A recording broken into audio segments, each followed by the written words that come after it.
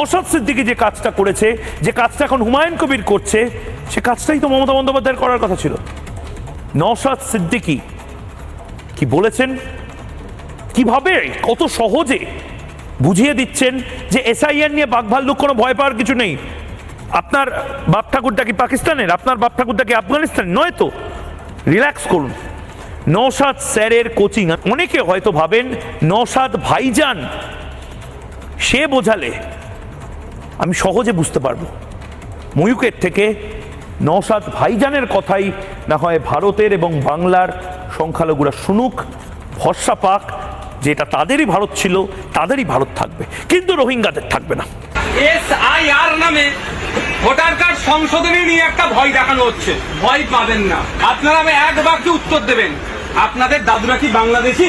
না না। আপনাদের দাদুরা কি পাকিস্তানি? না। আপনাদের দাদুরা কি আফগানিস্তান থেকে আসছে?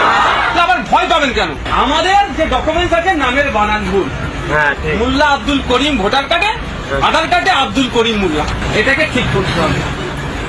আমরা ভারতীয়। 2002 সালে এই ধরনের সংশোধনী হয়েছিল, তখন পশ্চিমবাংলায় 28 লক্ষ নাম বাদ পড়েছিল। তখন সিপিএম ক্ষমতায় ছিল, বিরোধীতে তৃণমূল ছিল, হইয়াই করেছিল। আজকে হচ্ছে কেন?